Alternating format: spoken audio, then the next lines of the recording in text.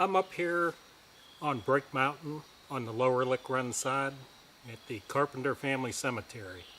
This is the old Benjamin Franklin Carpenter homestead. The graves that are marked up here, there's three of them. There's Tom Carpenter, 1816 to about 1880. His wife Eunice, Cowger Carpenter, about 1820 to 1880. And then a little bit further down here out of the view of the camera is Ben's first wife, Indiana Schrader Carpenter. Ben was married a second time, had one child, John Carpenter, who's still living. The rest of the children are gone. I've been asked, a lot of you know I'm working on this book. This is like a rough draft. I have these printed every so often during the process of compiling this book. It's cheaper to do it through a printer than it is to print these pages at home. A lot less. And this gives people an idea of what this book's going to look like. How did this book come into existence? Why did I come up with this idea? I was actually up here, thanks to Sonny Fisher and Stephen Fisher, digging around on a house coal mine, Ben Carpenter's house coal mine, which is up the hill this way a little bit. And of course, Emmanuel Carpenter, Ben's son's got a house coal mine just down in the hollow here. The hollow is known as Ben Hollow locally. If you know where Stephen Fisher is, he's just at the top of the hill. Hazel Fisher and Sonny Fisher are at the bottom of the hill here in Lower Lick Run. Well, in course of digging out those house coal mines for historical purposes to look at those, I started doing some research on who these people were. And lo and behold, Ben Carpenter is a brother to my second great-grandfather, McDonald Carpenter, who lived in Removal, which is now known as Guardian, where I live at. So when I found that out and did a little bit more research, Ben and McDonald had 6 other siblings, and I said, this probably make a good book.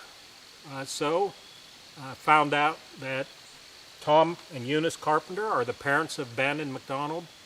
So they're the starting point for the book. So I call this book A History of the Thomas and Eunice Carpenter Clan. So far, title may change, the pictures that are on this book may change.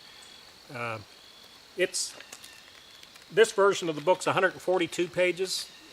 Today, I believe today's October 4th or 5th. I'm actually up to about 159 pages since I've done this. So I've been working on each one of the families. I'm going to post this video on the Webster and Braxton genealogy sites on Facebook because there's a lot of people that are descendants of the Tom and Eunice Carpenter that I need help from. There's 8 children. John Jahu. And John Jahu, the very first child they had, it looks like his family are basically located down there in Braxton County. So any of the people that are descendants of John Jahu Carpenter, I need your help with some pictures. I'll post a family tree chart either in the comments or along with this video so you can see who some of the descendants are. Their second child was Mariah Jane Carpenter, who married, I believe, Thomas Knight. I'll have to double check my own notes. There's so many names in this book. Hazel and Sonny and Stephen are all descendants of Mariah Jane Carpenter. The next one is Jeremiah. The interesting thing about Jeremiah Carpenter, this Jeremiah Carpenter, son of Thomas and Eunice here, his whole family moved out of the state of West Virginia. They're up in Indiana and Illinois. That's where most of them ended up. There's a few of them out in the state of Oregon and Washington. They're a little bit harder to track down. Another one is Pete. Next child, the fourth one, is Peter Jesse Carpenter. He married twice, so there's a lot of descendants there. Guarantee a lot of you watching this video on the Webster genealogy site will know William Denard Carpenter or his wife Olive Brake. I've got a lot of pictures on that family, a lot of old pictures, really good ones, so it's a neat chapter. Then the 6th child was McDonald, my second great-grandfather. I have a lot of pictures on that family. The next one is the namesake of this place, Benjamin Franklin Carpenter. Again, I've got a lot of pictures. I could always use more with any one of these. And then the last one is Sarah Jane Carpenter. And the same thing with the very first child, John Jahu. Sarah Jane, after a while, after their kids were born, they moved out. They were up in Ohio and other places, so they're a little bit harder to track down. So Sarah Jane married Wesley Schrader. So I do need some help from any Schrader descendants. I can't do this book by myself. Most of what I've got in here is pulled off the internet. There's been a few people send me some pictures so far. I'd like to get in contact with more of you so I could put some more pictures in here to make this a really good book about Tom and Eunice Carpenter's clan. And I'm going to tell you this, none of the books I've done, this will be number 6 of these type of pictorial history books.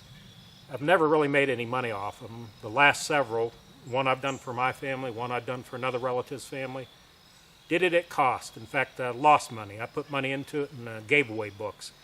This book, once it's done, I'm anticipating, based on how big I think it's going to be, it's 159 pages now, it might be closer to 300 by the time I'm done, and there's about 350 pictures now. I might double the number of pictures once we get finished. This book will be sold at cost, probably come in around $22, $23, plus tax and shipping if I got to ship it to you. So I'm not doing this to make money. I just enjoy doing these. I enjoy doing historical things like digging up old house coal mines and visiting these old cemeteries and learning about my relatives. So if you can help, I'd really appreciate it. You can see it's a mixture of text and photos. A lot of old photos. In fact, this one right here is Ben Carpenter family where I'm at right now. That chimney is just right down the hill from here, still standing after all these years, the house that Ben lived in. Yeah, there's my second great-grandfather. That's a brother to Ben. And it just goes on and on. There's William Denard. I bet a lot of people have seen these pictures, particularly have those identified.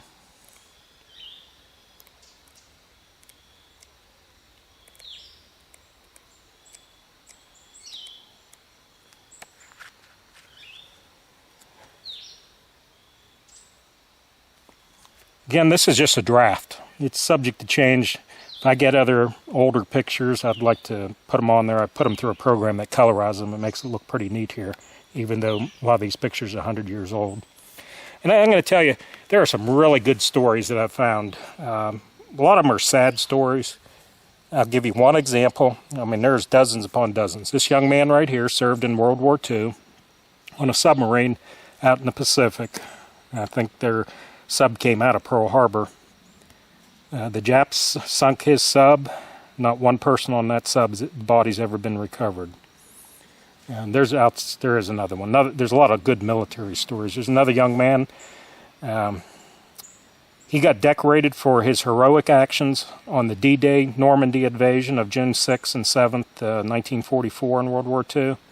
Unfortunately, a couple months later in November, he was killed in France in action. There's a lot of stories in there. Some of them are nice stories to read. There's a lot of sad stories about what happened in this family.